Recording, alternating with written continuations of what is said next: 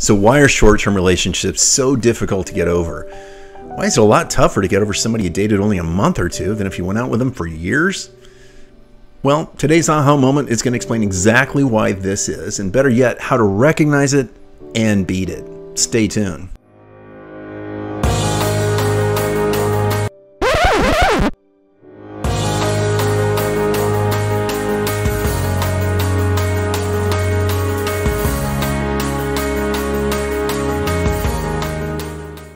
Errol Greene here from the XERX channel, where every video is guaranteed to include at least one aha moment to help you get past your ex and have better relationships moving forward. With a video today on why short-term relationships are often more difficult to get over than long-term ones.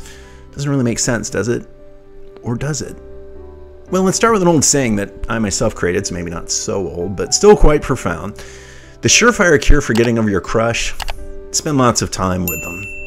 You see, when we first meet someone that gets our dopamine and oxytocin flowing, we pretty much see them as perfect, right? I mean, come on, admit it, we all do. But experience teaches us that if we spend lots of time with these people, they become more and more human and a little less godlike every day. Just ask any married person about this for an expert opinion. Anyway, in long-term relationships, we get to see them in the morning without makeup, without a shower, with bad breath, with bedhead.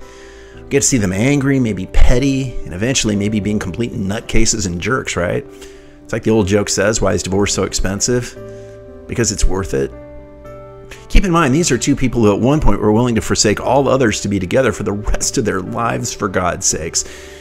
Being married just gave them all the time they needed to get to really know each other.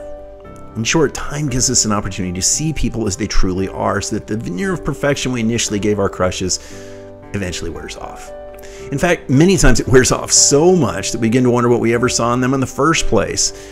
When these relationships come to an end, we have lots of these nasty memories, fortunately, to anchor onto and help us move on. However, in short-term relationships, we never make it to a lot of these stages, right? We may never get a chance to see and anchor onto things that would strip away this early stage veneer of perfection that we see our partners having. So we end up having less ammunition to work with, and we're trying to come to terms with the end of these short-term relationships. Put simply, you just didn't get enough time to see their shitty side. Which leads us into today's aha moment. There's a nasty little tendency we humans have known as the halo effect. And the halo effect is simply this. When we initially meet someone we like but we don't know very well, we tend to fill in the missing pieces with good things we'd like to be true about them, whether they are or aren't. All of which leads us to why short-term relationships can be murder to get over. I know personally the hardest one I ever dealt with was just a few months long, but it took me years to finally get past. Now that we know this, though, this is what we can do when we find ourselves trying to overcome short-term relationships with little ammunition to get over them with. Start by realizing he or she was far from perfect, and if you'd had time to get to know them better, you'd have seen that firsthand, but you didn't. You likely, as a result, filled in a lot of blanks with attributes that they didn't deserve, thanks again to our friend the halo effect. So instead, when you split up with someone you didn't know well enough, don't be so willing to fill in their blanks with positive things that are probably based on nothing. Look them up on the internet and focus on issues and incidents instead that would have made you incompatible. I mean, there's got to be a few. You're no longer together, right? If nothing else, focus on the fact that they didn't recognize the amazing opportunity they had with you. And well, why would you want to waste your time with someone who doesn't get you, right? I mean, isn't that the whole point of a partner? Anyway, I'll close by saying this. I personally had two short-term relationships that took me a lot longer to get over than they should have.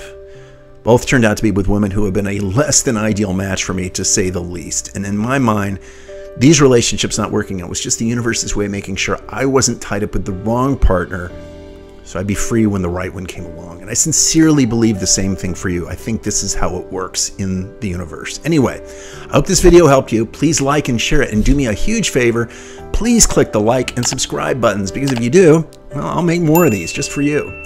So like, subscribe, put yourself out there, and I will see you the next time.